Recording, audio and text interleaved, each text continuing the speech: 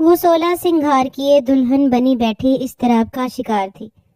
وہ یہ شادی بالکل نہیں کرنا چاہتی تھی، لیکن گھر والوں کی زبردستی کرنے پہ اسے دلہن کا لباس پہن کے بیٹھنا پڑا، جبکہ تھوڑی دیر میں ہی اس کا نکاح ہونا تھا اور پھر رخصتی۔ سہاگ رات ایک ایسے شخص کے ساتھ منانی تھی جسے وہ سوچنا بھی نہیں چاہتی تھی، لیکن گھر میں کوئی بھی اس کی بات ماننے کو تیار نہ تھا، اور اسے اس کی بہن کی خواہش پہ اس کے دیور کے ساتھ باندھا جا رہا تھا۔ موبائل پہ کال آنے لگی تو وہ خیالوں سے چونکی۔ تم میرے ساتھ بے وفائی نہیں کر سکتی، مقابل کی بات سنتے اس نے لب بھنچے۔ آنسو لڑیوں کی صورت گالوں پہ بہے۔ تم سن رہی ہو کرن؟ وہ دھڑا تھا۔ میں کیا کروں سلطان، آپ ہی نے میرے لیے کوئی راستہ نہیں چھوڑا۔ وہ بلک بلک کے رو دی۔ اگر تم نے نکاح کے لیے ہاں کہی تو میں اپنے ہاتھوں سے تمہاری جان لوں گا۔ وہ جو ملک سے باہر تھا، اچانک اسے یہ خبر ملی تھی، کرن کا نکاح اس کی کزن سے طے پایا تھا، اور سب کچھ بہت جلدی میں ہو رہا تھا۔ وہ پہلی فلائٹ سے دبئی سے پاکستان پہنچا تھا، اور ابھی وہ گاڑی میں بیٹھا اسی کے گھر کی طرف گامزن تھا۔ سلطان، مجھے معاف۔ وہ اپنی بات پوری نہ کر پائی۔ کرن، تم نے کچھ بھی غلط کیا، اللہ کی قسم تمہارے پورے خاندان کو موت کے گھاٹ اتار دوں گا۔ وہ فون پہ دھاڑا تھا۔ اس کی دھاڑ سنتے کرن بری طرح لرز گئی۔ سلطان، میرا انتظار کرو، میں آ رہا ہوں۔ وہ اسے سرد لہجے میں حکم دیتا کال کاٹ گیا، جبکہ کرن اب بری طرح لرزنے لگی تھی۔ سلطان شاہ سے کون نہیں واقف تھا؟ وہ ایک بہت بڑا بگڑا رئیس زادہ اور بزنس مین تھا۔ ایک بزنس ٹائکون ہونے کی وجہ سے وہ زیادہ تر سرخیوں میں ہی رہتا تھا۔ کرن سے اس کی ملاقات حادثاتی طور پر ہوئی تھی، اور وہ اس کے عشق میں گرفتار ہوتا خود بھی اسے اپنے ساتھ عشق کرنے پہ مجبور کر گیا۔ لیکن اس کا رشتہ بچپن سے اپنے خالہ کے گھر طے تھا، ارسل خان زادہ، جس کے بڑے بھائی سے اس کی بڑی بہن کی شادی ہوئی تھی۔ نادیہ اور فیصل خان زادہ کی شادی کو 2 سال ہو گئے تھے، لیکن ان کی کوئی اولاد نہیں تھی۔ وہ اللہ سے مایوس نہیں تھے، یہ نادیہ کی ہی خواہش تھی کہ بچپن کے رشتے کو اب مکمل کر لیا جائے۔ لیکن کرن کو یہ سب قبول نہ تھا۔ اس نے بہن کو بتایا بھی کہ وہ سلطان سے محبت کرتی ہے، پھر بھی اس کی بہن نادیہ کسی صورت ایسا نہیں ہونے دینا چاہتی تھی۔ اولاد نہ ہونے کی صورت میں اسے ڈر تھا کہ کہیں اس کا شوہر اسے چھوڑ نہ دے۔ سسرال میں اپنے قدم مضبوط کرنے کی خاطر وہ اپنی بہن کو لانا چاہتی تھی کہ اگر کبھی اس کا شوہر اسے چھوڑنے کا سوچے بھی تو وہ نہ سوچ سکے، کیونکہ اس طرح اس کے بھائی کا گھر بھی اجڑ سکتا ہے۔ وہ بہت بڑی چال کھیل رہی تھی اپنا گھر بچانے کی خاطر، لیکن یہ نہیں جانتی تھی اس کی بہن اس کے سارے کیے کرائے پہ پانی پھیرنے والی تھی۔ ارے ماشاءاللہ کرن آپی، تم پہ تو بہت روپ آیا ہے۔ 16 سالہ انا بخاری کی بات پہ وہ چونکی۔ آپ رو کیوں رہی ہیں؟ انا دل کی نرم اس کے آنسو پونچھنے لگی۔ انا، میرا ایک کام کرو گی؟ کرن انا کے روپ میں فرشتہ نظر آیا، اور پھر اس نے انا کو اپنی مدد کے لیے راضی کر لیا۔ وہ بہت ڈر رہی تھی، لیکن کرن نے جان دینے کی دھمکی دی، جس پہ انا کو اس کی بات ماننی پڑی۔ اس سے پہلے کہ بارات آتی، کرن نے انا کی مدد سے گھر سے بھاگنے کی پلاننگ کی۔ وہ دلہن کے لباس میں گھر کے پچھلے دروازے سے بھاگ نکلی تھی، جبکہ 16 سالہ انا اسے بھاگنے میں مدد کرتی اب اندر اس کے کمرے میں بیٹھی رو رہی تھی۔ کرن نے گھر سے نکلنے سے پہلے سلطان کو فون پر اپنے بھاگنے کی اطلاع دے دی تھی۔ وہ جو اس کے گھر آ رہا تھا، سب کے سامنے اس کا ہاتھ باندھ مانگنے، اس سے نکاح کرنے، کرن کے میسج پر اس کو بہت سخت شوق لگا۔ فوراً اسے کال ملائی، لیکن وہ کال کاٹ گئی۔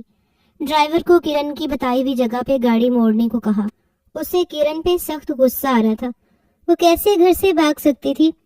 اسے یہ سب پسند نہیں تھا، غلط تھا۔ وہ جائز طریقے سے اس کے ساتھ نکاح کر کے اپنے ساتھ لے کے جانا چاہتا تھا، لیکن کرن نے سب کچھ خراب کر دیا، جس کا وہ کرن سے اب حساب لینے والا تھا۔ باہر سے باتوں کی آواز آ رہی تھی، جس کا مطلب یہ تھا کہ بارات پہنچ گئی ہے۔ وہیں اندر بیٹھی انا بخاری کا دل زوروں سے دھڑک رہا تھا۔ جب سب کو یہ پتا چلنا تھا کہ کرن بھاگ گئی ہے اور اسے بھگانے والی کوئی اور نہیں، اس کی پھوپھو کی بیٹی انا بخاری ہے، نہ جانے اس کے ساتھ کیا ہوتا۔ لیکن وہ یہ نہیں جانتی تھی کہ اس نے کرن کی بات مان کر اپنے لیے کتنی بڑی مشکل کھڑی کر دی ہے۔ ابھی وہ بیٹھی سوچ ہی رہی تھی کہ دروازہ بجنے لگا۔ انا کا دل پسلیاں توڑ کر باہر آنے کو بے تاب ہوا۔ وہ کس کس کی بات کا کیا جواب دیتی، یہ سوچ سوچ کر وہ اپنی انگلیاں چٹکا رہی تھی۔ دروازہ ایک بار پھر سے زور سے بجا تو مجبوراً اسے آگے بڑھ کر دروازہ کھولنا پڑا۔ نادیہ کو دیکھ کر اس کے چہرے کا رنگ یک دم لٹھے کی مانند سفید پڑا۔ کیوں دروازہ نہیں کھول رہی تھی؟ کتنی دیر سے دروازہ بجا رہی ہوں؟ نادیہ نے اندر آتے ہوئے ارد گرد نگاہ دوڑاتے انا کو کہا، لیکن انا نے آگے سے کوئی جواب نہ دیا۔ کرن کہاں ہے؟ نادیہ نے انا کے ماتھے بھی پسینے کی ننھی بوندیں نمودار ہوتی دیکھی۔ میں کچھ پوچھ رہی ہوں تم سے، جواب کیوں نہیں دے رہی؟ کرن کہاں ہے؟ اب کی بار نادیہ نے غصے سے انا کی جانب دیکھتے ہوئے ماتھے پہ بل ڈالے پوچھا۔ نادیہ آپی، کرن اب یہاں پہ نہیں ہے، آنکھوں میں آنسو لیے بولی۔ کیا مطلب یہاں نہیں ہے؟ کہاں ہے وہ؟ نادیہ کے چہرے پہ حیرت اور فکر مندی نمایاں ہوئی۔ وہ چلی گئی ہیں، بلاخر انا نے دل بڑا کرتے ہوئے نادیہ سے کہہ دیا۔ چلی گئی؟ کہاں چلی گئی؟ سچ بتاؤ انا، کرن کہاں ہے؟ نادیہ نے اسے دونوں بازوؤں سے پکڑ کر جھنجھوڑا۔ پورا گھر مہمانوں سے بھرا پڑا تھا، بارات آ چکی تھی اور ایسے میں کرن کا یہاں نہ ہونا سب کی عزت کو خاک میں ملا دیتا۔ انہوں نے کہا اگر زبردستی کسی نے میرا نکاح کیا تو وہ اپنی جان دے دے گی۔ پھر وہ یہاں سے چلی گئی۔ کہاں چلی گئی؟ کچھ تو بتایا ہوگا نا، کیوں ہم سب کی عزت کو داؤ پر لگانے پہ تلی ہوئی ہو؟ نادیہ نے آنکھوں میں آنسو لیے ہوئے کہا۔ اس وقت نادیہ انتہائی بے بسی کی حالت محسوس کر رہی تھی۔ پتہ نہیں، لیکن وہ چلی گئی ہے۔ نادیہ آپی، انا نے روتے ہوئے کہا۔ چپ، آواز نہ آئے۔ نادیہ نے دروازہ بند کیا اور وہیں سر پکڑ کر بیٹھ گئی۔ اسے سمجھ نہیں آ رہا تھا کہ اب وہ کیا کرے، کیسے یہ سب ٹھیک کرے۔ کہاں ڈھونڈے گی کرن کو؟ موبائل لے کر گئی ہے۔ اچانک سے نادیہ کو سوچ آئی۔ انا نے اس بات میں سر ہلایا۔ نادیہ نے کرن کے نمبر پر کال ملائی۔ کال جا رہی تھی لیکن وہ اٹھا نہیں رہی تھی۔ نادیہ کے دل میں تھوڑی سی آس امید جاگی کہ کرن ایک بار فون اٹھا لے تو وہ اسے کس طرح کوئی نہ کوئی واسطہ دے کر بلا لے گی۔ کال بند ہو چکی تھی۔ نادیہ پھر سے ری ڈائل کر رہی تھی اور اس بار نمبر بند ملا تھا۔ نادیہ سر پکڑ کر بیٹھ گئی۔ اب کیا ہوگا؟ وہ اس لمحے کو پچھتا رہی تھی جب اس نے زبردستی کرن اور ارسل کی شادی کا کام سر انجام دیا۔ اب سارے خاندان کی عزت اس کے ہاتھ میں تھی۔ نادیہ نے نم آنکھوں سے انا کو دیکھا۔ تم نے مدد کی اس کے بھاگنے میں؟ نادیہ غصے سے انا کی جانب دیکھا تو انا گھبرا کے پیچھے ہوئی اور سر نفی میں ہلایا۔ ابھی نادیہ اسے کچھ کہتی کہ دروازہ ایک بار پھر سے بجنے لگا۔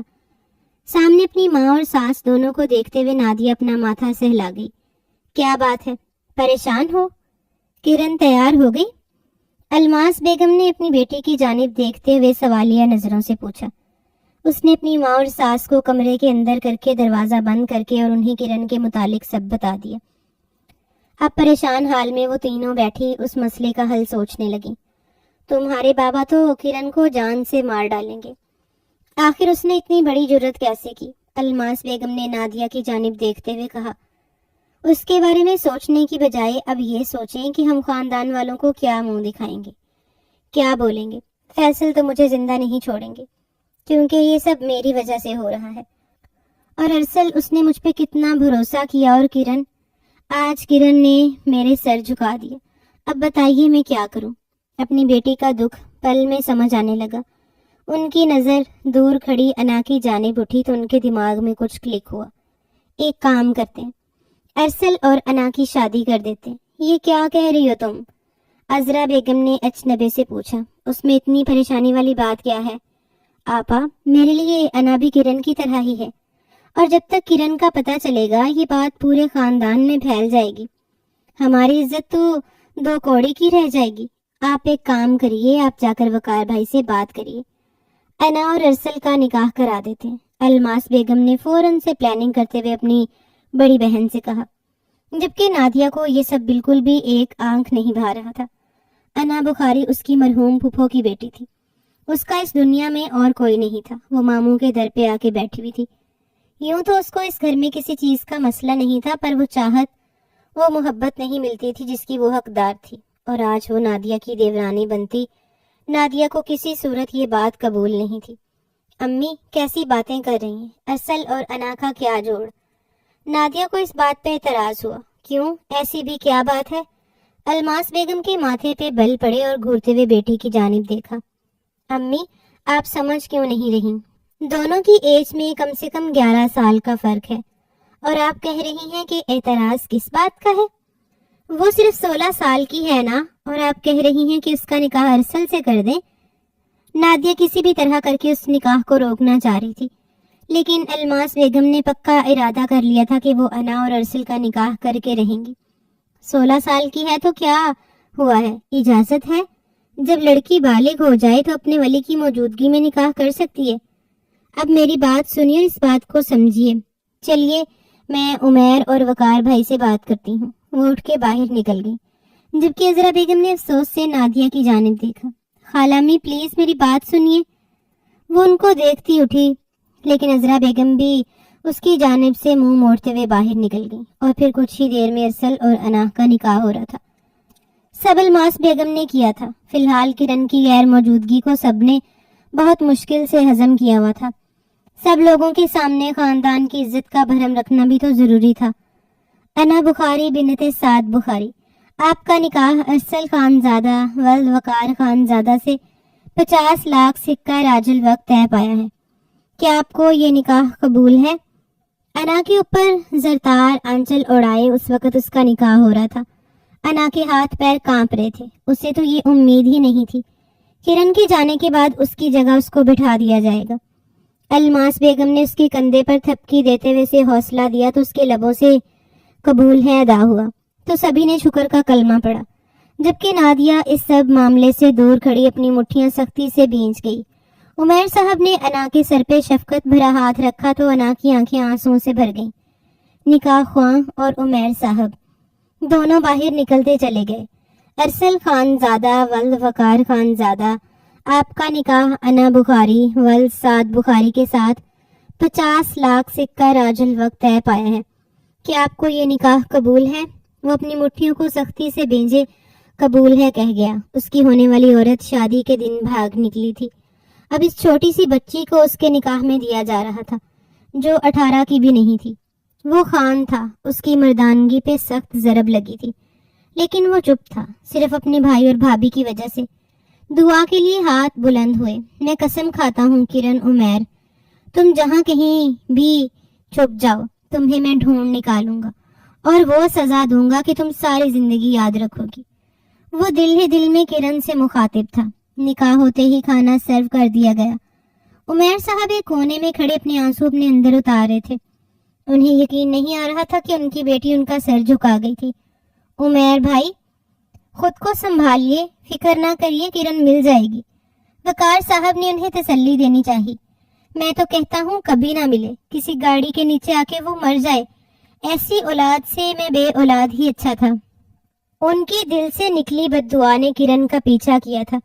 ارے ایسے نہ کہیے، بیٹی ہے وہ آپ کی، وقار صاحب نے انہیں ٹوکا، لیکن وہ اپنا چشمہ اتارتے دل ہی دل میں آج کرن سے نفرت محسوس کر رہے تھے۔ وہ بڑی سی شال میں خود کو لپیٹے بھاگتے ہوئے روڈ تک آئی تھی۔ کیب کروا کے وہ اسی جگہ جا رہی تھی جہاں سلطان سے پہلی بار ملی تھی۔ دلہن کے سراپے میں وہ اس وقت اپسرا لگ رہی تھی۔ کوئی بھی دیکھتا تو اس کا ایمان ڈگمگا سکتا تھا، اس لیے خود کو شال سے اچھے سے کور کرتی وہ چہرہ بھی ڈھانپے ہوئے تھی۔ بس بھائی یہی روک دیں۔ وہ گاڑی سے نیچے اترتی، اسے کرایہ دیتی، ارد گرد سڑک پہ ڈھیروں گاڑیاں دیکھ رہی تھی۔ ہر گاڑی بہت تیز رفتار سے گزر رہی تھی۔ اسے سامنے دوسری طرف جانا تھا۔ اس نے کبھی بھی سڑک اکیلے پار نہیں کی تھی۔ اسے سمجھ نہیں آ رہا تھا وہ سڑک پار کیسے کرے، پر اسے کرنا تھا۔ اسے سامنے جانا تھا جہاں اس کا سلطان اس سے ملنے آ رہا تھا۔ وہ سامنے سے سلطان کی گاڑی آتے دیکھ چہرے سے بے اختیار نقاب ہٹا گئی۔ اس کے چہرے کی مسکان کو گاڑی میں بیٹھے سلطان نے مبہوت ہوتے دیکھا تھا۔ اسی پل وہ بے اختیار ہی سڑک کو پار کرنے لگی۔ سلطان اسے یوں لاپرواہی سے سڑک پار کرتا دیکھ چلتی گاڑی رکوا گیا، لیکن گاڑی کی سپیڈ ہلکی ہوتے ہی وہ گاڑی سے فوراً اترا، پر تب تک بہت دیر ہو چکی تھی۔ وہ سڑک کے بیچوں بیچ پہنچ گئی تھی اور تبھی ایک تیز رفتار گاڑی نے اسے ٹکر ماری تھی۔ کرن! سلطان کی آواز گونجی تھی۔ کرن کا نازک وجود ہوا میں اڑتا دور جا گرا تھا۔ سڑک پہ گرتے اس کا لال رنگ کا لہنگا بھی خون سے رنگنے لگا۔ سلطان جو ساکت ہوا یہ منظر دیکھ رہا تھا۔ اپنی پوری طاقت لگاتے اس تک پہنچا۔ اس کے گارڈ نے بھی پھرتی سے اسے کور کرتے پوری سڑک بلاک کر دی تھی۔ کرن کا سر اٹھاتے وہ اپنے سینے سلگھا گیا۔ کرن، کرن آنکھیں کھولو۔ وہ دیوانوں کی طرح اسے پکار رہا تھا۔ جو ہوش و خرد سے بیگانہ ہوتی بے جان اس کی باہوں میں جھول گئی۔ کرن! سلطان کی دردناک گونج پورے علاقے میں پھیلی تھی۔ جان یہ وار دوں، میں جیت بھی ہار دوں، قیمت ہو کوئی تجھے بے انتہا پیار دوں۔ ساری حدیں اب میری میں نے توڑ دی، دیکھی مجھے پتا آوارگی بن گئی۔ کچھ ہی دیر میں رخصتی کا شور اٹھا تھا، لیکن عمیر صاحب ششو پنج میں تھے۔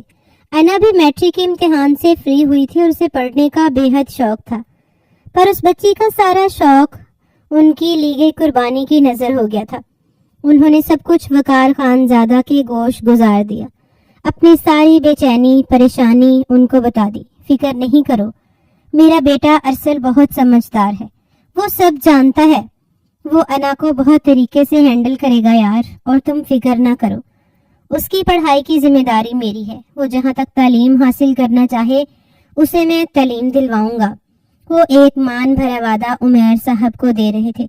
انا کی رخصتی ہو گئی، وہ اپنی ممانی الماس بیگم کے ڈر کی وجہ سے یہ نکاح کر گئی، جبکہ ماموں نے جتنی عزت اور مان سے اسے کہا وہ انکار کر ہی نہ سکی، اور ارسل کی دلہن بنی وہ اس کے گھر کو سدھار گئی، جہاں اس کا استقبال بہت ہی شاندار طریقے سے کیا گیا تھا۔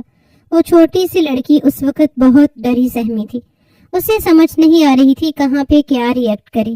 اس کی جھجک اور ڈر دیکھ نادیہ نے ساری رسمیں ملتوی کرتے اسے ارسل کے کمرے میں پہنچا دیا۔ نادیہ کے چہرے پہ نخوت بھرے تاثرات تھے۔ وہ انا کو یہاں کرن کی جگہ دیکھتے پنجو تاپ کھا رہی تھی، لیکن اپنے لب بامشکل سیے ہوئے تھے۔ کرن، ایک بار تم مجھے مل جاؤ، تمہیں اپنے ہاتھوں سے گلا گھونٹ کے ماروں گی۔ وہ دل ہی دل میں کرن سے مخاطب ہوئی۔ کسی چیز کی ضرورت ہوئی تو بتانا، ڈریس چینج کرنا ہو تو کبڑ میں سب کپڑے ہینگ ہیں، تمہارا اور کرن کا سائز تقریباً سیم ہی ہے، زیادہ فرق نہیں ہوگا، تو تم اس کی ساری چیزیں استعمال کر لینا، جیسے اس کا چھوڑا ہوا ہسبینڈ اپنا لیا ہے۔ وہ اس کو طنز کر رہی تھی، لیکن 16 سالہ وہ معصوم لڑکی اس کا طنز کہاں سمجھ پائی۔ وہ تو اس کمرے میں اکیلے رہنے کے خیال سے ہی گھبرا رہی تھی، وہ بھی کسی مرد کے ساتھ۔ اس کا بس نہیں چل رہا تھا کہ وہ نادیہ کو کہے اسے یہاں سے لے جائے۔ اسے اس خوبصورت کمرے سے خوف محسوس ہو رہا ہے۔ اسے خاموش اور پریشان دیکھتے نادیہ کو ایک پل کو اس پہ ترس آیا، لیکن وہ ترس ایک پل کا ہی تھا۔ اگلے پل وہ رخ پھیرتی کمرے سے نکل گئی اور دروازہ دھڑ سے بند کیا کہ سیج پہ بیٹھی وہ نازک سی لڑکی اچھل کے بیک گراؤنڈ سے جا لگی۔ وہ ہاسپٹل میں اسٹریچر پہ اس کا بے جان وجود لیے بھاگ رہا تھا۔ آپریشن تھیٹر کے باہر ہی اسے روک دیا گیا، اس کے قدم وہیں تھمے، لیکن اس کا دل کرن کے ساتھ جا چکا تھا۔ دروازہ بند ہو گیا تھا، وہ وہیں کھڑا اپنے ہونٹوں کو ایک دوسرے میں پیوست کیے اپنے ہاتھوں میں لگا خون دیکھنے لگا۔ جس دن ملیں گے نا، اس دن آپ اپنے ہاتھوں کو دیکھنا سلطان کہ آپ نے کیا پایا۔ اس کی گزشتہ آواز کانوں میں گونجی تھی۔ وہ اپنے ہاتھوں پہ لگا خون دیکھتا کوڈ سے آنکھیں میچ گیا۔ کیا کچھ پایا ہم نے اور سب کچھ کھو دیا۔ ارسل کافی وقت ڈیرے پہ رہا، اپنے خاص آدمی السمت کو وہ کرن کی تلاش کرنے کا کہتا خود گھر واپس آیا تھا۔ وقار صاحب نے اسے اپنے کمرے میں بلایا اور اسے انا کو پیار سے ہینڈل کرنے کا کہا، جبکہ دوسری طرف فیصل نادیہ کی طرف آتا اسے بے رحمی سے جھکڑ گیا۔ کیوں کیا تم نے یہ سب؟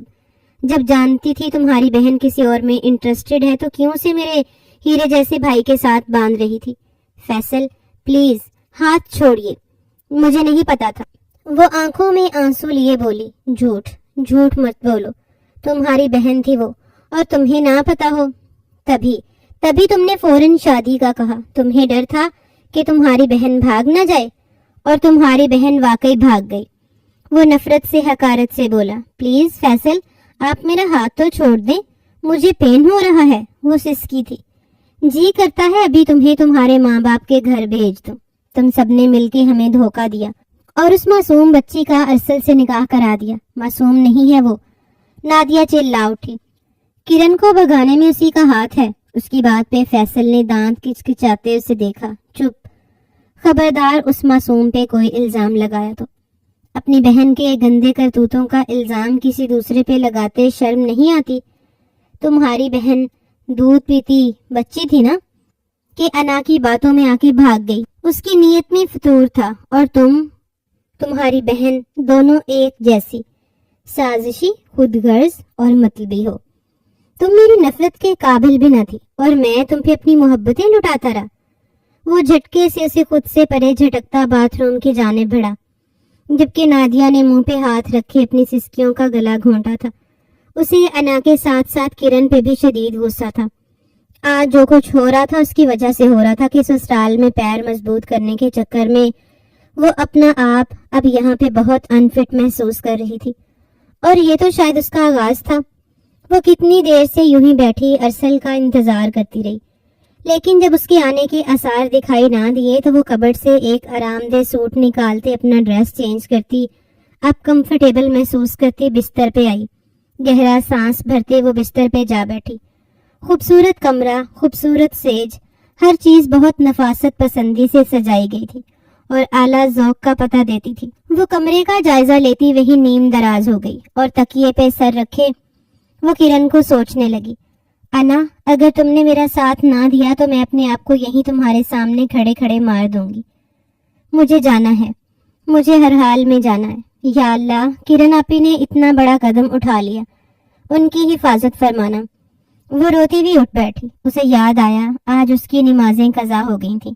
عشاء کی نماز کا وقت تھا. وہ جلدی سے اٹھے اور وضو بناتی باہر آئی. تھوڑی سی تلاش کے بعد اسے جائے نماز نظر آ گئی. وہ یہاں اکثر آیا کرتی تھی نادیہ کی وجہ سے، لیکن کبھی ارسل سے سلام دعا یا ہم کلام نہیں ہوئی تھی. قبلہ روح ہو کے نماز پڑھتی. وہ اب ارد گرد سے بالکل بے خبر ہو گئی تھی. وہ ہمیشہ خشوع خضوع کے ساتھ نماز ادا کرتی تھی. ابھی بھی وہ اللہ کے سامنے دعا کے لیے ہاتھ اٹھائے کرن کی سلامتی کی دعائیں مانگ رہی تھی کہ ارسل کمرے میں داخل ہوا. اسے جائے نماز بچھا کے نماز پڑھتا دیکھ وہ دروازے میں ہی استادہ رہ گیا تھا. اتنا پاک اور مکمل حسن دیکھتا وہ مبہوت رہ گیا تھا. وہ جب بھی کبھی یہاں آئی ارسل نے کبھی اسے نگاہ بھر کے دیکھنا تو دور کی بات سرسری انداز میں بھی نہیں دیکھا تھا. وہ اس کے لیے چھوٹی بچیوں کی طرح تھی. 11 سال چھوٹی تھی وہ، لیکن اس کے نکاح میں آ گئی. اچھا خاصا وہ جھنجھلاہٹ کا شکار ہوا تھا اور مردوں کی طرح اس کی بھی سہاگرات کو لے کے بہت سی فیلنگز تھیں، لیکن سب پہ پانی پھر گیا تھا. اب وہ اس بچی کے ساتھ سہاگرات مناتا اچھا لگتا. کہاں وہ 27 سالہ جوان، مضبوط کسرتی باڈی والا بھرپور مرد، جم جا جا کے اپنی باڈی کو مزید وہ خوبصورت بنا چکا تھا، اور کہاں وہ چھوٹی سی 16 سال کی نازک سی لڑکی. کیا وہ اس کی شدتیں سہن کر پائے گی؟ وہ گہرا سانس بھر کے رہ گیا اور اپنا سر جھٹکا. وہ نماز پڑھ رہی تھی جبکہ اس کے دماغ میں کیا خیالات آ رہے تھے. خود کو سرزنش کرتا وہ بستر کی جانب بڑھتا اپنی کلائی میں پہنی مہنگی گھڑی اتار کے ایک طرف رکھ گیا کہ تبھی اس کی نگاہ اپنی سیج پہ اٹھی جس کو اس نے کتنے ارمان سے سجایا تھا. دماغ میں پھر سے لاوے بھرنے لگے. اللہ جی، کرن آپی کو اپنی امان میں رکھنا. روتے ہوئے دعا مانگتی وہ ارد گرد سے ابھی بھی بے خبر تھی. ارسل کب کمرے میں آیا اسے خبر ہی نہ ہوئی. جبکہ اس کی دعا سنتا وہ بری طرح چونکا. تو کیا بھابھی جو کہہ رہی تھی وہ سچ ہے؟ کرن کو بھگانے میں انا کا بھی ہاتھ ہے. وہ جائے نماز طے کر کے اٹھی تو سامنے ارسل کو بستر پہ بیٹھا دیکھ ٹھٹک کے رکی تھی. وہ بالکل بھی نہ ڈرتی، لیکن ارسل جن خونخوار نگاہوں سے اسے دیکھ رہا تھا انہیں سہن کرنا ان کے لیے مشکل ترین کام تھا. وہ اپنی جگہ سے اٹھتا اس کے پاس آیا. جو پوچھوں سچ سچ بتانا، کیا کرن کو بھگانے میں تم نے اس کی مدد کی؟ ارسل کا لہجہ اس قدر غسیلا تھا کہ معصوم انا نے فوراً بنا سوچے سمجھے سر نفی میں ہلایا. وہ ارسل سے اس قدر ڈر گئی تھی کہ وہ چاہ کے بھی سچ نہ بتا سکی. اگر وہ اسے مارتا تو وہ دل ہی دل میں جھرجھری لے گئی. بہتری بھی اسی میں ہے تمہاری کہ تم اس سب میں شامل نہ ہو، ورنہ مجھے دشمن کو سیدھا جہنم واصل کرنا بہت اچھی طرح آتا ہے. سرد لہجے میں کہتا وہ اس کا گال ہلکا سا تھپ تھپائے باتھ روم کے جانب بڑھا تھا. اس کے جاتے ہی انا نے گہرا سانس بھرا تھا. اس نے تو اپنی سانسیں ہی روک لی تھی. اللہ جی، مجھے اپنے حفظ و ایمان میں رکھنا. وہ معصوم اپنے لیے بھی دعا مانگنے لگی. پیشنٹ کو سر پہ بہت گہری چوٹ لگی ہے. ہم نے ان کا آپریٹ تو کر دیا ہے، لیکن اگلے 24 گھنٹے بہت امپورٹنٹ ہیں کہ اس دوران انہیں ہوش آ جائے. ان کے دماغ کی خاص حصے پہ چوٹ کی وجہ سے وہ نیند میں جا چکی ہیں، اور اگر انہیں ہوش نہ آیا تو پھر ان کے کوما میں جانے کے چانسز زیادہ ہیں. ڈاکٹر طلحہ نے بنا کسی لگی لپٹی کے ساری بات سلطان کے گوش گزار کر دی۔ وہ اپنی آنکھیں سختی سے میچتا رہ گیا۔ آپ اللہ سے دعا کریں کہ انہیں ہوش آ جائے۔ ڈاکٹر اس کے کندھے پہ تھپکی دیتے جا چکے تھے۔ وہ ملینر سلطان شاہ، جس کے آگے ایک دنیا دم بھرتی تھی، جس کی دولت اور شہرت کے دور دور تک چرچے تھے، آج وہ ایک عام سی لڑکی کے لیے ہاسپٹل میں بیٹھا اللہ سے اس کی زندگی کی دعائیں مانگ رہا تھا۔ وہ لڑکی جو اس کی محرم نہ تھی، اس سے کوئی تعلق نہ تھا، لیکن ایک رشتہ تھا، دل کا رشتہ، وہ رشتہ جو اس کے جینے کی وجہ تھا، اس کی کل کائنات تھی وہ لڑکی۔ اور یہی تو سچ ہے، اللہ انسان کو اس کی سب سے محبوب چیز سے ہی آزماتا ہے۔ آج سلطان شاہ کی آزمائش تھی۔ وہ اٹھا تھا، لڑکھڑایا، لیکن گرا نہیں تھا۔ شمس اسے تھامنے کو آگے بڑھا، لیکن اس نے ہاتھ کے اشارے سے روک دیا۔ وہ اپنے مالک کو یوں ٹوٹتا نہیں دیکھ پا رہا تھا۔ یہ قدم کبھی ڈگمگا تو جائیں گے شمس، لیکن انہی قدموں پہ چل کے اپنے اللہ کے پاس جاؤں گا، اسی کے حضور سجدہ ریز ہوں گا، اسے اپنی زندگی کی بھیک مانگوں گا۔ وہی تو سب کو دیتا ہے، وہی تو بے نیاز ہے، اپنے بندے پہ بوجھ نہیں ڈالتا۔ سلطان شاہ کی باتیں سنتا شمس بھی اس کے لیے دعا کرنے لگا۔ وہ شروع سے اس کے ساتھ تھا، اس کا سایہ بن کے اس کے ساتھ رہتا تھا، اس کا باڈی گارڈ تھا۔ سلطان ہاسپٹل سے قریب مسجد میں داخل ہوا اور وضو بناتا وہ رب کے حضور سجدہ ادا کرنے لگا۔ اپنی روح حیاتی کے لیے دعا گو تھا۔ آنکھوں سے پہلی بار آنسو گرے تھے۔ وہ آنکھیں بند کی اپنے رب حقیقی سے اپنا عشق مجازی مانگ رہا تھا، اور وہ تو بے نیاز تھا، وہ تو سبھی کو دینے والا تھا، بس بندہ مانگے تو صحیح۔ نہ جانے اللہ کو ہماری کون سی ادا پسند آ جائے۔ رات کے آخری پہر انا کی آنکھ کھلی تو کمرے میں نیم اندھیرا تھا۔ پیاس کی وجہ سے اس کے حلق میں کانٹے چبھے تھے۔ اس نے رخ پھیر کے ارسل کی جانب دیکھا، جو پیٹ پھیرے رخ دوسری جانب کیے گہری نیند میں سو رہا تھا۔ اس کے ہلکے مدھم خراٹوں کی آواز سنتی وہ اس کے پہلو سے اٹھ بیٹھی تھی۔ رات کو وہ صوفے پہ ہی سونے لگی تھی۔ جب ارسل نے اسے بستر پہ سونے کا کہا اور خود رخ پلٹ کے سونے کے لیے لیٹ گیا، وہ جانتا تھا ابھی وہ چھوٹی ہے اور سہاگرات کے تقاضوں کو سمجھ نہیں سکتی، اس لیے دل پہ پتھر رکھے وہ نیند کی گولی لیتا بمشکل نیند کی وادیوں میں کھونے لگا تھا۔ دوسری طرف انا کو یوں اس کا پیٹ موڑ کے سونا بری طرح چبھا تھا۔ کیا وہ اس قدر ارزاں تھی کہ ارسل نے اس کی جانب دیکھنا گوارا نہیں کیا؟ اس کی آنکھوں میں آنسو بھر آئے تھے، پر وہ خود پہ ضبط کے یہ بستر کی دوسری جانب لیٹی سوتی بن گئی۔ نیند کی دیوی اس پہ بہت دیر بعد مہربان ہوئی تھی، پر اب وہ پھر سے جاگ گئی تھی۔ اس نے ایک بہت برا خواب دیکھا تھا۔ اسے شدت سے پیاس لگی تھی۔ وہ جگ سے پانی گلاس میں انڈھیلنے لگی، لیکن جگ خالی تھا۔ اسے حیرت ہوئی، کیا کسی نے بھی پانی رکھنا بھی گوارا نہیں کیا تھا؟ وہ آنکھوں سے آنسو پونچھتے جگ اٹھائے کمرے سے باہر نکلی، کچن کا رخ کیے فلٹر سے پانی نکالا اور واپس کمرے میں آئی۔ گلاس میں پانی ڈالتے وہ ایک ہی سانس میں سارا پانی پی گئی، لیکن اس کی پیاس کی شدت میں کمی ہی نہیں آ رہی تھی۔ پانی پی کے گلاس ایک طرف رکھتے وہ سونے کے لیے لیٹی کہ تبھی ارسل نے اس کی جانب کروٹ لی۔ وہ اسے دیکھتی رہ گئی، پہلی بار اسے یوں بہت پاس سے اور قریب سے دیکھ رہی تھی۔ گال کے نیچے ہاتھ رکھے وہ اس مقناطیسی نقوش کے حامل مرد کو یک ٹک دیکھ رہی تھی۔ جوان لڑکی تھی، دل میں ابھی کسی کی تصویر بھی اجاگر نہیں ہوئی تھی۔ ارسل ہی وہ پہلا مرد تھا جو اس کی زندگی میں آیا تھا اور اس کے دل میں گھر کر گیا تھا۔ اس کا جی چاہا تھا وہ اس کے قریب آئے، لیکن وہ اس سے دور تھا۔ وہ اسے بچی سمجھ رہا تھا، لیکن 16 سال کی لڑکی کے جذبات میں قرب کی طلب بھی جاگ رہی تھی، جس سے ارسل بالکل ہی انجان تھا۔ شاید یہ کرن آپی سے محبت کرتے تھے، اس لیے میرے نزدیک آنا گناہ سمجھ رہے تھے۔ وہ دکھی ہوتے رخ پھیر گئی، آنکھوں سے خاموش آنسو بہے کہ تبھی نیند میں ارسل کا ہاتھ اس کی کمر پہ آ ٹکا۔ اس کی تو سانسیں ہی رک گئی، دل کی دھڑکن پہلے تھمی اور پھر زوروں سے دھڑکنے لگی۔ ارسل کا بھاری ہاتھ کمر پہ دھرے محسوس کرتی وہ اب ارسل کے جسم سے خود کو ٹچ ہوتا بھی محسوس کر رہی تھی۔ اس کے دل کی حالت عجیب ہو رہی تھی، جبکہ ارسل گہری نیند میں تھا۔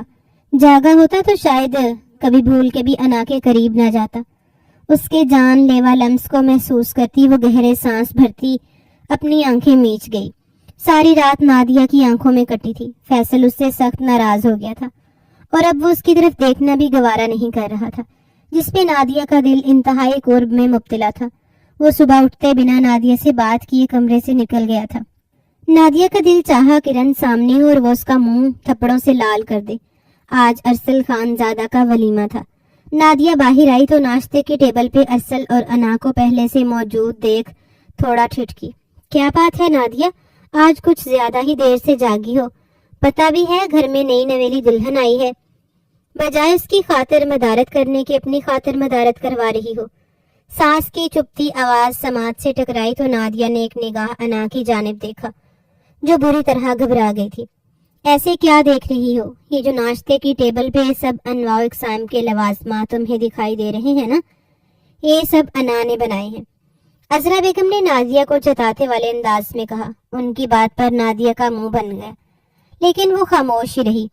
सामने ही फैसल बराजमान था, उसके सामने कुछ भी बोलकर वो बुरा नहीं बनना चाहती थी। फैसल ने सिर्फ एक जूस का गिलास लिया और अपनी जगह से उठ खड़ा हुआ। फैसल बेटा, कहाँ जा रही हो? आज तो अरसल का वलीमा है, क्या तुमने छुट्टी नहीं ली हुई? वकार साहब ने फैसल को अपनी जगह से खामोशी से उठते हुए देखा तो टोक बैठे। बाबा, आज एक जरूरी मीटिंग है, इस वजह से जाना पड़ेगा। रिसेप्शन वैसे भी रात को ही तो है, कोई इशू नहीं होगा, मैं जल्दी आ जाऊंगा। वो बिना किसी जानिब देखे बाप को जवाब देता लंबे लंबे डग भरता वहां से बाहर निकल गया, जबकि अजरा बेगम ने दुखी निगाहों से नादिया की जानिब देखा। क्या बात है फैसल, इस तरह तो कभी नाश्ता छोड़कर नहीं गया, आज बिना नाश्ते के ही वो चला गया। कोई बात हुई है तुम दोनों के बीच? सास की तजस्सुस भरी बातों पे नादिया के लब बेंचे। हमारा आपस का पर्सनल मामला है, डिस्कस करना जरूरी नहीं समझती यहाँ पे, वो भी सर्द लहजे में कहती हुई नाश्ते की टेबल से खामोशी से उठ के अपने कमरे की जानिब बढ़ गई। उफ, देख रहे हैं तेवर, न जाने कैसी तरबियत की है अलमास ने इसकी। अच्छा हुआ छोटी बहन मेरे अरसल की दुल्हन बनकर यहाँ नहीं आई, वो भी उस जैसी ही निकलनी थी। किरण के जिक्र पे अरसल के लब बुरी तरह भींचे। उस मौका पर किरण का नाम लेना उसे सख्त नागवार गुजरा। वो भी कुर्सी पीछे करते हुए खामोशी से टेबल से उठ गया। अरे अरसल बच्चे, तुम कहाँ जा रहे हो? अजरा बेगम ने उसे फौरन से रोका। कुछ काम है, आता हूँ। उसका लहजा भी बेइंतहा सर था, न जाने किसकी नजर लग गई है हमारे हंसते बसते घर को। एक ठंडी आह भरती हुई अजरा बेगम अपने नाश्ते की जानिब मुतवज्जो हो गई, जबकि अनारसल खानजादा को वहां से जाते देखती रह गई। अल्लाह ने सुल्तान शाह की दुआ सुन तो ली थी, किरण की जान तो बच गई थी, लेकिन किरण कोमा में जा चुकी थी और कोमा से वो कब ठीक होती डॉक्टर्स कुछ खास नहीं बता रहे थे। पर सुल्तान को अपने अल्लाह पे पूरा भरोसा था कि वो उसकी किरण को उसे वापस लौटा देगा, और उसके लिए चाहे सारी जिंदगी क्यों ना इंतजार करना पड़े, वो अपनी किरण के वापस आने तक उसका जरूर इंतजार करेगा। ऐसी सच्ची मोहब्बत करने वाले इस दुनिया में बहुत कम मिलते हैं, लेकिन किरण के एक गलत फैसले की वजह से सब कुछ बिगड़ गया था, जिसका सुल्तान को बेइंतहा दुख था। पर आज वो खुद को हालात के आगे बेबस महसूस कर रहा था। अच्छे से अच्छा इलाज और अच्छे से अच्छा डॉक्टर वो किरण के लिए प्रोवाइड कर रहा था, लेकिन कुछ मौजे अल्लाह ताला की देन होते हैं। वो अल्लाह से दुआ गो था कि किरण जल्द से जल्द ठीक हो जाए, और सबसे पहला काम वो यही करने वाला था कि उसे अपने निकाह में लेता। वो लड़की दीवानों की तरह उससे मोहब्बत करती थी, लेकिन घर से भागने पर वो उसे माफ नहीं करने वाला था, क्योंकि ये गलत हरकत थी। उसके बावजूद भी वो उसे छोड़ने का इरादा नहीं रखता था। अरसल खानजादा का वलीमा नहायत ही शानदार और आला पैमाने पे किया जा रहा था। बिजनेस कम्युनिटी से लेके खानदान का हर फर्द ही उस वलीमा में शिरकत कर रहा था। 16 साला अना को ब्यूटिशियन ने मेकअप के जरिए इस कदर निखार के दिलकश रूप दिया था कि वो अपनी उम्र से 2 से 3 साल बड़ी दिखाई दे रही थी, और ये भी अजरा बेगम का ही हुक्म था कि दुल्हन को उम्र में बड़ा दिखना चाहिए, ताकि कोई ये न कहे कि बच्ची को ब्याह के ले आए हैं। पर बातें करने वालों ने बातें भी खूब की कि किरण की जगह उसकी कजन को ब्याह के ले आए, लेकिन सब बातों को इग्नोर ही किया गया। अलमास बेगम तबीयत खराबी का बहाना करती वलीमा का फंक्शन छोड़ के जा चुकी थी। नादिया ने एक निगाह अरसल और अना को एक साथ स्टेज पे बैठा देखा तो सख्त गुस्से से भर गई। यहाँ वो किरण को सोच रही थी, लेकिन उसने खुद अपनी जगह छोड़ दी। पर अब उसका दिल था कि अरसल अना को छोड़ दे। अना उसके घर में उसकी देवरानी बनके उस जैसा मकाम कैसे पा सकती थी, जबकि सारी जिंदगी वो उसे हकारत की निगाह से देखती आई थी। आज वो उसके मुकाबिल आ गई थी। इस बात को नादिया बर्दाश्त नहीं कर पा रही थी। बहुत प्यारी लग रही हो। अना को स्टेज पे अकेला पाते वो उसके पास आई। थैंक यू, वो धीरे से मुस्कुराई। मुंह दिखाई क्या मिली? तो जस्सस भरे अंदाज में पूछा। कुछ भी नहीं दिया, वो मासूम नादिया के दिल में छुपी नफरत को समझ ना सकी और सादगी से जवाब देती जा रही थी। क्या मतलब? सुहाग रात भी नहीं मनाई? वो थके थे तो सो गए? अना ने धीरे से जवाब दिया। सच में ना? मतलब तुम्हें देखा भी नहीं, तुम्हारी तारीफ भी नहीं की और मुंह फेर के सो गया? नादिया ने तमस्कुराना अंदाज अपनाया था।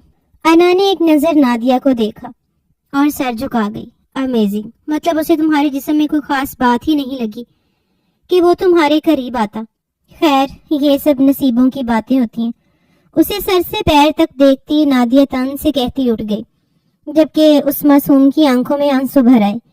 क्या बात है अरसल, क्या अना अच्छी नहीं लगी? अब वो अरसल को अकेला देख के जल्दी पे तेल का काम करने आई थी। क्या मतलब आपकी इस बात का? वो सीने पे बाजू बांधे तीखे अंदाज में बोला। किससे मुंह छुपा रहे हो? तुमने अना को मुंह दिखाई भी नहीं दी, बेचारी इतनी अपसेट है। नादिया ने अफसोस से कहा तो अरसल ने दांत पीसे स्टेज पे बैठी अना को देखा। आपसे मतलब? ये हमारा पर्सनल मैटर है, आपको जरूरत नहीं बीच में बोलने की। वो पहले ही किरण की वजह से भरा पड़ा था, मजीद नातिया की बातें उसे सुलझा रही थी। उफ, पर्सनल मैटर तो तुम्हारी ये न समझ एक दिन की दुल्हन सबके सामने खोल के बैठी है, तुम्हारी इज्जत का फलूदा कर रही है। वो तो मैंने इसे टोका तो मुझे रो के बताने लगी कि तुम उसके करीब भी नहीं गए, बल्कि पीठ फेर के सो गए। नादिया की बात पे अरसल का चेहरा खतरनाक हद तक सुर्ख पड़ा था।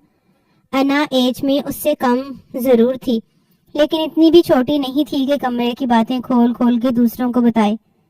वैसे तुम्हें उसे पहली रात ही नुकेल डाल के रखना चाहिए था, ताकि तुम्हारी इज्जत सब में दो कौड़ी की ना करती। नादिया ने मुंह बनाते सर नफी में हिलाते अफसोस किया। आपकी बहन ने जो कारनामा किया उसके बाद मुझे नहीं लगता हमारे खानदान में किसी की इज्जत दो कौड़ी की भी बची है। वो तो इन बातों को समझती नहीं, लेकिन आप और आपकी बहन तो सब समझती है ना। और रही बात करीब जाने की, वो थोड़ा भाभी के पास होता सर्द लेकिन धीमे लहजे में बोला। अना मेरे निकाह में है, जब चाहूं जिस वक्त चाहूं उससे हक ले सकता हूं, महरम है वो मेरी। आप जाके अपनी बहन की गुमशुदगी का मातम मनाइए, जो बिना निकाह जैसे पाक रिश्ते की किसी न महरम के लिए घर से भाग गई। और अरसल, नादिया ने गुस्से से उसकी बात काटी, जो भिगो भिगो के उनको मारा था। क्या हुआ? अपनी बार सच बर्दाश्त नहीं हुआ? अगर सुनने की हिम्मत ना हुआ करे तो बोलने से पहले सोच लिया करें। वो उनको आईना दिखाता बाहर की जानिब कदम बढ़ा गया, जबकि नादिया उसकी बातों पे बीचों ताब खाती रह गई और कदम मोड़ती वापस अंदर जनान खाने की जानिब बढ़ गई। वो वलीमा के बाद फ्री हुई, अब कमरे में होती आईने के सामने खड़ी अपने सिल्वर और ब्लू कलर की पेश कीमती मैक्सी में खुद को देखती धीमा धीमा मुस्कुरा रही थी। कल तो बस घर में ही तैयार हुई थी, लेकिन आज उसे बिल्कुल दुल्हनों की तरह सजाया गया था। अपने चेहरे के नक्श निगार पे हाथ रखे वो अपनी महंगी ज्वेलरी को देखती शर्माती सी मुस्कुरा रही थी। आईना उसे अपनी तारीफ करता दिखाई दिया। क्या ही हो जाता अगर खान जी मेरी थोड़ी तारीफ ही कर देते। कितने कंजूस हैं, मुंह दिखाई भी नहीं दी। कितना शर्मिंदा हुई भाभी के सामने। वो मुंह ही मुंह में बड़बड़ाई और कानों से आवेज़ें उतारने लगी कि तभी अरसल धार से दरवाजा खोले अंदर दाखिल हुआ। उसे यूं गुस्से से अंदर आता देख उसका हाथ कान के पास जाता रुक गया था। दिल में इख्तियार फिर से धड़कने लगा था। पलकें झुकने से इनकारी हो गईं। न जाने अना का जी चाहा उसके चौड़े सीने में समा जाए और अरसल भी उसको प्यार करे, उसकी केयर करे, लेकिन उसके चेहरे पे फैले गुस्से को देखती वो तो अपनी जगह से हिलने की भी हिम्मत ना कर पाई। क्या चाहिए तुम्हें मुझसे? मुंह दिखाई चाहिए? उसके पास आता उसका रुख अपने जानिब मोड़ गया। अना ने फौरन सर नफी में हिलाया। तुम्हें शर्म नहीं आई? यूं कमरे की बातें बाहर निकालते उसे सख्ती से बाजों से जकड़े वो झंझोड़ गया। वो नाजुक सी लड़की अपना सांस रोके अरसल खानजादा को सहमे हुए देख रही थी। हो कितनी सी तुम, और तुम्हें कुर्बत की आग लगी है। वो उसके सामने इतनी बेबाक बात कर रहा था कि अना की आंखें आंसुओं से भरने लगी। जुबान तो जैसे तालू के साथ जा चिपकी थी। मुसलसल अरसल के मोबाइल पे आती कॉल ने दोनों को चौंकाया। अरसल अपने खास गार्ड की कॉल देखता अना को छोड़ता कॉल रिसीव कर गया। ये वही गार्ड था जिसे किरण को ढूंढने की जिम्मेदारी सौंपी गई थी। यकीनन किरण के मुतालिक उसे कोई सुराग मिला था, तभी वो कॉल कर रहा था। اس لیے انا کو چھوڑتا وہ اس کی کال ریسیو کر گیا۔ اسے جو بتایا گیا وہ اس کے لیے اجنبی والی بات تھی۔ میں آ رہا ہوں، کال بند کرتا وہ انا کی جانب مڑا۔ سونا مت میرے آنے تک، تمہارا آ کے میں بندوبست کرتا ہوں۔ اسے خون خوار نگاہوں سے دیکھتا ایک پل کو دل ہی دل میں اس کی خوبصورتی کو سراہتا وہ کمرے سے باہر نکل گیا، جبکہ وہ اب کھل کے رونے لگی تھی۔ میں نے کیا کیا اللہ جی، یہ مجھے کیوں ڈانٹ رہے ہیں؟ میں نے کسی سے کچھ بھی نہیں کہا تو یہ… وہ ہم کلامی میں بولتی ایک طرف کو بیٹھتی چلی گئی، جبکہ بھول گئی تھی کہ آج ہی نادیہ کو وہ جانے انجانے میں اپنی پرسنل بات کا سرا پکڑا آئی تھی۔ وہ جیسے ہی ہاسپٹل پہنچا تو سامنے ہی اسے سلطان شاہ دکھائی دیا، وہ سلطان شاہ جو کبھی اس کا جگری دوست ہوا کرتا تھا، لیکن ایک وجہ سے دونوں کے بیچ دراڑ آ گئی تھی۔ ایک پل کو وہ اپنی جگہ پہ قدم روک گیا، لیکن اگلے ہی پل اسے نظر انداز کرتا وہ آگے بڑھا۔ ایکسکیوز می، مجھے ایکسیڈنٹ میں آئی ایک لڑکی کے بارے میں پتا کرنا ہے۔ کرن نام ہے اس کا۔ ریسیپشن پہ وہ ایکسیڈنٹ میں آئی لڑکی کی ڈیٹیل لے رہا تھا کہ اس کی بات سنتا سلطان شاہ کڑے تیوروں سے اس کی جانب پلٹا۔ ریسیپشن پہ کھڑی لڑکی اسے انفارمیشن دے رہی تھی۔ وہ پلٹا تو سلطان شاہ ارسل خان زادہ کو یہاں دیکھ کے سخت حیران ہوا۔ تقریباً 2 سال بعد وہ آمنے سامنے تھے۔ ارسل اس کی جانب دیکھتا دانت پہ دانت رکھ کے رخ پھیر گیا، جبکہ سلطان شاہ اپنے بھاری قدم اس کی جانب بڑھا گیا۔ تم کرن کو کیسے جانتے ہو؟ بنا کسی سلام دعا کے وہ سیدھا کرن کے متعلق پوچھتا ارسل کو چونکا گیا۔ تمہارا کرن سے کیا تعلق؟ الٹا ارسل نے اس سے تیکھے چتونوں سے سوال کیا۔ دل کا تعلق ہے، روح کا تعلق ہے، روح حیاتی ہے وہ میری، سلطان نے پورے حق اور جذبے کے عالم میں کہا۔ تو ارسل طنزیہ ہنسی ہنسا۔ وہ لڑکی جو گھر سے بھاگ جائے اپنی شادی والی روز، وہ کسی کی دل لگی تو ہو سکتی ہے، روح حیاتی نہیں۔ ارسل خان زادہ سلطان کی اونچی للکار پہ ہاسپٹل میں موجود سبھی لوگوں کی نظریں ان پہ ٹکی تھیں۔ سلطان شاہ کے ہاتھ ارسل خان زادہ کے گریبان پہ تھے، جبکہ ارسل خان زادہ ابھی بھی طنز بھری نگاہوں سے اسے دیکھ رہا تھا۔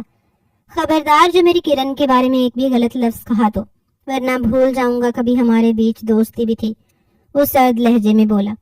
میں بھی نہیں چاہتا کہ تم یاد رکھو۔ ارسل خان زادہ نے اپنا گریبان جھٹکے سے چھڑایا اور آگے بڑھا۔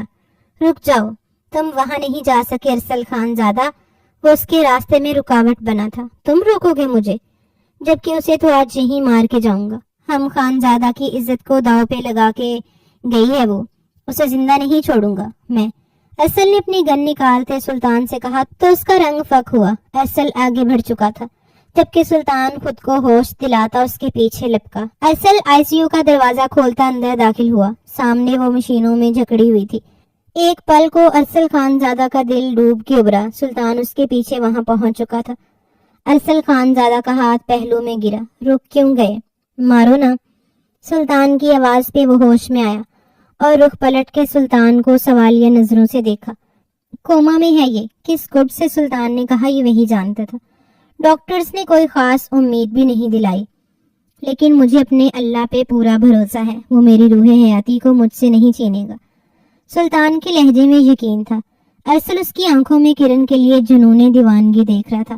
ایک خاموش نظر کرن کو دیکھتا وہ الٹے قدموں سے واپس پلٹ گیا۔ سلطان دھیرے دھیرے چلتا کرن کے پاس آیا۔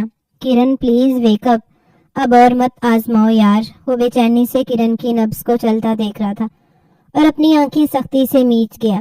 وہ گاڑی سڑکوں پہ دوڑائے جا رہا تھا۔ اس وقت کرن جس حال میں تھی وہ نہ زندوں میں تھی نہ مردوں میں، وہ تو اسے مارنے گیا تھا۔ نہ جانے کیوں سے کرن کو اس حال میں دیکھ کے دکھ ہوا تھا۔ غصہ تو کہیں دور جا سویا تھا۔ اس نے گھر میں ابھی کسی کو بھی کرن کے مل جانے کی اطلاع نہیں دی تھی، اور وہ اب دینے کا ارادہ بھی نہیں رکھتا تھا۔ گھر کے پورچ میں گاڑی رکی تو فیصل سے آمنا سامنا ہو گیا۔ کہاں سے آ رہے ہو؟ فیصل کی تفتیشی انداز پہ ارسل کے لب بھینچے۔ آخر آپ دونوں میاں بیوی کو مسئلہ کیا ہے؟ کیوں ہماری ٹوہ میں لگے رہتے ہیں؟ وہ نادیہ والی بات ابھی تک نہیں بھولا تھا۔ ارسل تم ہوش میں ہو؟ کس لہجے میں بات کر رہے ہو؟ آج تمہارا ولیمہ تھا اور تم بجائے اپنے کمرے میں ہونے کے رات کے اس وقت باہر سے آ رہے ہو۔ میں نے اگر بڑا بھائی ہونے کے ناطے پوچھ لیا ہے تو کیا گناہ کر دیا ہے؟ فیصل کی بات پہ ارسل نے استہزائیہ انداز میں سر نفی میں ہلایا۔ میں جہاں بھی جاؤں گا لوٹ کے گھر ہی آؤں گا، آپ فکر نہ کریں۔ وہ بھی سرد لہجے میں بول رہا تھا۔ شادی کر کے قد بڑا ہو گیا ہے مجھ سے کہ آج تمیز ہی بھول گئے بات کرنے کی، فیصل دکھ سے بولا تھا۔ جبکہ ارسل اس کی بات سنتا ایک پل کو تھما تھا، پھر اپنے کمرے کی جانب بڑھ گیا۔ جتنا قصور نادیہ بھابی کا تھا اتنا ہی اس کی بیوی انا کا بھی تھا، جس سے آج وہ سارے حساب بے باک کرنے والا تھا۔ وہ جیسے ہی کمرے میں داخل ہوا، انا کو کمفرٹر میں غروب دیکھتا بھڑک اٹھا تھا۔ اس کی نیند کو اڑا کے خود کتنے مزے سے سو رہی تھی۔ آگے بڑھ کے سائیڈ لیمپ آن کیا اور بستر پہ اس کے پاس جھکا۔ آج میں تمہیں بتاتا ہوں کہ اصلی مرد کیا ہوتا ہے۔ تم نے میرے بھابھی کے سامنے کیا بکواس کی تھی کہ میں تم سے پیٹھ موڑ کے سوتا ہوں؟ ارسل نے سوتی ہوئی انا سے کمبل اتار کے پھینکا تھا۔ انا اچانک سے اس کے یوں کمبل کھینچنے پہ بوکھلا گئی۔ ابھی تو اس کی آنکھ لگی تھی، کتنی دیر وہ روتی رہی۔ رونے سے اس کی آنکھیں بھی سوج سی گئی تھیں اور آنکھوں میں لال ڈورے تیر رہے تھے۔ انا کی سرخ آنکھوں میں نیند کا خمار دیکھ کر ارسل کے جذبات یکدم بھڑکے تھے۔ وہ اسے واپس تکیے پہ گرا گیا اور اس کے اوپر سایہ فگن ہوا۔ انا کی نیند تو پھک سے اڑی۔ خان، وہ بری طرح سہمی۔ کیا ہوا؟ ڈر کیوں رہی ہو؟ یہی تو چاہتی تھی تم کہ تمہارے قریب آؤں، تمہیں سراہوں، تمہارے بدن کو چھوؤں۔ وہ اس کی گردن پہ ہاتھ پھیرتا اس کی گردن کو نرمی سے اپنے ہاتھ میں لے گیا۔ انا کے گلابی ہونٹ اسے اپنی طرف اپیل کر رہے تھے، جن پہ میٹھی میٹھی لپسٹک ابھی بھی موجود تھی۔ منع کیا تھا جب تک میں آ نہیں جاتا سونا مت۔ پھر کیسے ہمت ہوئی تمہاری سو جانے کی؟ وہ آنکھوں میں خماری کے ساتھ غصہ لیے بولا۔ میں جاگ رہی تھی، آپ لیٹ آئے تو مجھے نیند آ گئی، مجھے پتہ ہی نہ چلا، خود بخود آنکھ لگ گئی۔ جب جتنا پوچھوں اتنا جواب دینا۔ بھابھی سے کیا بات ہوئی تمہاری؟ وہ پیچھے ہوتا بیڈ گراؤنڈ سے ٹیک لگائے اسے اپنی گود میں بٹھا گیا۔ وہ اسے سرسمیگی حالت میں دیکھتی دھڑ دھڑ کرتے دل کو بمشکل سنبھالے ہوئے تھی۔ پلکیں اٹھانے کی ہمت ہی نہیں تھی۔ وہ منہ دکھائی کا پوچھ رہی تھی۔ سر جھکائے مجرموں کی طرح جواب دیا، جبکہ نظریں ابھی بھی جھکی ہوئی تھی۔ اور تم نے انہیں سب بتا دیا کہ نہ منہ دکھائی دی نہ سہاگرات منائی؟ اتنے بے شرم کب سے ہو تم؟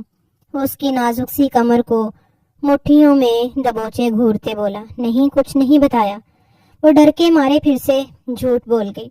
اچھا، تو انہیں الہام ہوا ہے کہ ہم رات کو ایک دوسرے کے قریب نہیں آئے۔ اب کی بار لہجہ دھیما تھا لیکن آنچ لیے ہوئے تھا۔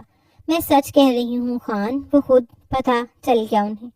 میں نے کچھ نہیں کہا، وہ گہرے سانس بھرتے بولی، جس سے اس کی خوبصورت نشیب و فراز اپنی چپ دکھانے لگی۔ میں تو معصوم چھوٹی سی لڑکی سمجھا تھا، تم تو پوری قیامت نکلی۔ وہ اسے کھینچ کے اپنے سینے میں بھینچ گیا۔ خان، وہ ہکلائی۔ وہ اس کی نازکی کو اپنے سینے پہ مس کرتا بہکا تھا۔ جھٹکے سے تکیے پہ گرائے اس پہ جھکتا اس پر ٹوٹ پڑا تھا۔ اس کے لبوں سے گردن تک کا سفر وہ چند لمحوں میں طے کر گیا۔ انا کی بے اختیار سسکیاں اسے جنون میں مبتلا کر رہی تھیں۔ وہ بھول گیا تھا کہ اس کی ایج کیا ہے۔ ہاں، وہ بالغ تھی، اس کے نکاح میں تھی، وہ بس یہی یاد رکھے ہوئے تھا۔ اس کے لبوں اور دھڑکنوں پہ دسترس جماتے اگلے ہی لمحے اس کے ہاتھ اس کے لباس میں الجھے تھے۔ انا کی آنکھوں کے آگے اندھیرا چھانے لگا۔ مجھے ڈر لگ رہا ہے، بے اختیار انا کی زبان سے پھسلا۔ کچھ نہیں ہوگا ارسل، جو بہت زیادہ جنونی ہو رہا تھا۔ انا کی پکار پہ خود کو کچھ حد تک قابو کر گیا، لیکن اس قدر قریب آ کے وہ دور نہیں جا سکتا تھا۔ اس کو ہر پردے سے آزاد کرتا وہ اس کی جانب مخمور نگاہوں سے دیکھ رہا تھا۔ انا نے بے اختیار ہوتے خود کو اپنی ہی باہوں میں سمیٹا تھا اور ہراساں نظروں سے ارسل کو دیکھنے لگی۔ وہ چاہتی تھی کہ ارسل اس کے قریب آئے، اسے پیار کرے، لیکن پیار میں اس حد تک ایک دوسرے کے قریب ہوا جاتا ہے اسے یہ اندازہ نہ تھا۔ وہ لیمپ کی روشنی بھی کم کرتا، خود سے ڈریس ریموو کرتا، انا کو بستر پہ لٹاتا، اس پہ سایہ فگن ہوتا، انا کی دھڑکنوں پہ جھکتا۔ وہ پھر سے جنونی ہوا، لیکن انا کی سسکیوں پہ وہ خود کو ہوش دلاتا، اپنا جنون کم کر لیتا۔ لیکن گزرتی رات میں اس کا جنون کبھی سر چڑھ کے بولتا تو کبھی مقابل کی نازکی کی دیکھ نرم پڑ جاتا۔ اس کی بہکی محبت بھری قربت میں انا بھی پگھلتی جا رہی تھی۔ اسے ارسل کا لمس برا نہیں لگا تھا، لیکن آنکھوں سے آنسو بہتے تکیے میں جذب ہو رہے تھے۔ 2 ماہ بعد سلطان کی محبت جیت گئی تھی۔ کرن کو ہوش آ گیا تھا، لیکن جیسے ہی اسے ہوش آیا اس کی آنکھوں کے سامنے اس کے ماں باپ تھے۔ انہیں دیکھتی وہ دل کی دھڑکن کو روک گئی، پر ان کے ساتھ سلطان شاہ بھی کھڑا تھا۔ یہ سلطان شاہ ہی تھا جو اس کے گھر والوں کے پاس گیا اور اس کے حصے کی معافی مانگ کے اسے سرخرو کر گیا۔ کیسی ہو اب؟ الماس بیگم نے اس کے سر پہ ہاتھ پھیرتے پوچھا۔ امی، آپ نے مجھے معاف کر دیا؟ بابا، وہ حیران تھی، یہ سب کیسے ہو گیا؟ تو اسے یاد آیا وہ گھر سے بھاگی تھی جب تو اس کا ایکسیڈنٹ ہوا تھا۔ اسے سب یاد آنے لگا۔ معاف تو کرنا ہی تھا کرن، سلطان شاہ تمہارا وکیل بن کے آ گیا۔ الماس بیگم کے لہجے میں سلطان کے لیے محبت پناہ تھی۔ کرن کی نگاہوں نے باپ کی جانب دیکھا جو ابھی بھی ناراضگی دکھائی دیے۔ بابا، وہ ان کی جانب دیکھتی اپنے ہاتھ جوڑ گئی تو عمیر صاحب اپنا دل مزید پتھر نہ رکھ پائے اور آگے بڑھ کے اس کے سر پر شفقت بھرا ہاتھ رکھا۔ اس نے جو کیا اسے اس کی سزا مل گئی تھی اور عمیر صاحب اپنی دی گئی بد دعا پہ اللہ سے معافی مانگنے لگے۔ ان کی بد دعا ہی تو ان کی بیٹی کو لگی تھی۔ جلدی سے ٹھیک ہو جاؤ، پھر تمہاری اور سلطان کی شادی دھوم دھام سے کریں گے۔ الماس بیگم نے اس کی پیشانی پہ بوسہ دیتے محبت سے کہا۔ سلطان اسے ایک نظر دیکھتا وہاں سے باہر نکلتا چلا گیا۔ ایک دن بعد وہ ڈسچارج ہوتے اپنے ماں باپ کے ساتھ گھر لوٹ آئی تھی۔ سلطان سے ایک بار بھی اس کی کوئی بات نہیں ہوئی تھی۔ کیا وہ اس سے ناراض تھا؟ عذرا بیگم سمیت وقار صاحب کے گھر والوں سے بھی سلطان نے معذرت کی تھی۔ ارسل خان زادہ سے مل کے خاص طور پہ اس نے کرن کے لیے معافی طلب کی تھی۔ سبھی نے کرن کو معاف کر دیا تھا سوائے نادیہ کے۔ وہ چاہ کے بھی کرن کو معاف نہیں کر پا رہی تھی۔ اس کی وجہ سے نادیہ کی ازدواجی زندگی متاثر ہوئی تھی، تو وہ کیسے معاف کرتی؟ گھر بھر میں کرن کی شادی کی تیاریاں شروع ہو چکی تھیں۔ کرن نے سلطان سے فون پہ رابطہ کرنے کی کوشش کی لیکن اس نے ایک بار بھی اس کی کال پک نہ کی۔ وہ فرسٹریشن کا شکار ہونے لگی تھی، پر لب خاموش ہی رہے۔ اور پھر شادی کا دن آن پہنچا۔ کرن عمیر بنتے عمیر احمد، آپ کا نکاح سلطان شاہ ولد مہران شاہ سے 1 کروڑ حق مہر سکہ راج الوقت طے پایا ہے۔ کیا آپ کو یہ نکاح قبول ہے؟ مولوی صاحب کے الفاظ پہ کرن نے دھڑکتے دل سے قبول ہے کہا۔ سلطان ہی تو اس کا سب کچھ تھا، اسے ہی تو وہ دل سے اپنا سب مانتی تھی، پر وہ ناراض تھا۔ نکاح مکمل ہوا تو مبارکباد کا شور اٹھا۔ کرن چونکی۔ انا نے سب سے پہلے کرن کو گلے سے لگایا۔ بہت بہت مبارک ہو کرن آپی، آپ کی محبت سچی تھی، آپ کو آخر مل ہی گئی۔ میں بہت خوش ہوں آپ کے لیے۔ وہ سچے دل کی لڑکی دن بدن ارسل کی محبت میں نکھرتی جا رہی تھی۔ ارسل اس سے محبت سے زیادہ اس کی کیئر کرتا تھا۔ اس کے میٹرک کا رزلٹ بہت اچھا آیا تھا۔ ارسل نے اسے بیسٹ کالج میں ایڈمیشن دلوایا تھا۔ وہ چاہتا تھا کہ اس کی بیوی بہت زیادہ پڑھے اور ابھی وہ اس پہ بچے کی ذمہ داری بھی نہیں ڈالنا چاہتا تھا، پر محبت میں کمی بالکل نہیں کرتا تھا۔ وہ ارسل کے ساتھ اور ارسل اس کے ساتھ بے حد خوش تھے۔ کرن سب کی دعاؤں میں رخصت ہو کے سلطان کے ہمراہ اس کی دنیا میں چلی گئی۔ نادیہ بھی اس کی رخصتی کے وقت اسے گلے لگاتی معاف کر گئی، اور یہ سب اس نے فیصل کے کہنے پہ کیا۔ وہ مزید اب اپنے گھر میں نیگیٹیوٹی نہیں چاہتا تھا۔ اس پہ مصلحت کا راستہ اپنایا۔ دھیرے سے نادیہ کا ہاتھ تھاما تو وہ اسے دیکھنے لگی۔ میری بات ماننے کے لیے تھینکس۔ اس کے نرم لہجے پہ نادیہ نے گہرا سانس بھرا۔ وہ بھی نیگیٹو ہی تو ہو گئی تھی، لیکن وقت رہتے فیصل نے اسے اور خود کو سنبھال لیا تھا۔ نادیہ کو بھی انا کے ساتھ اپنے گزشتہ رویے پہ دکھ ہوا۔ وہ جتنا اس کے ساتھ برا کرتی وہ اتنا ہی اس کے ساتھ اچھا کرتی، جس سے نادیہ اپنے ضمیر کے آگے شرمندہ ہو جاتی۔ اب غلط فہمیوں کے بادل جھٹے تھے تو ہر منظر واضح ہونے لگا۔ سلطان کمرے میں آیا تو وہ بنا گھونگھٹ نکالے بیٹھی اسے دیکھنے لگی۔ وہ بے حد خوبصورت لگ رہی تھی، لیکن سلطان بالکل سپاٹ چہرہ لیے ڈریسنگ روم کی جانب بڑھ گیا، اور جب باہر آیا تو وہ بالکل سامنے آنکھوں میں آنسو لیے کھڑی تھی۔ آپ مجھے کیوں اگنور کر رہے ہیں؟ تو کیا نہیں کرنا چاہیے؟ جو کچھ تم نے کیا اس کا تمہیں کوئی احساس ہے؟ بنا مجھے بتائے گھر سے بھاگ نکلی، بولا تھا میرا ویٹ کرو، کیوں نہیں کیا؟ آ رہا تھا نا میں، مر تو نہیں گیا تھا جو منہ اٹھا کے سج سنور کے بھاگ نکلی۔ وہ انتہائی سرد لہجے میں بولا۔ اس کے مرنے کی بات پہ کرن کی آنکھیں بھیگ گئیں۔ اور اندھا دھند سڑک پار کرتے بھی تمہیں میرا خیال نہ آیا؟ وہ اب بھی اس پہ سخت غصہ تھا، جبکہ وہ اپنی کوما میں اس کی باتیں سنتی تھی جب وہ اسے واپس آنے کو کہتا تھا، اس لیے کہ اسے ڈانٹ سکے۔ وہ نہ روٹھے انداز میں گالوں پہ آئے ٹینس پوچھتی، لہنگا دونوں اطراف سے اوپر کرتی بستر کی جانب بڑھ گئی۔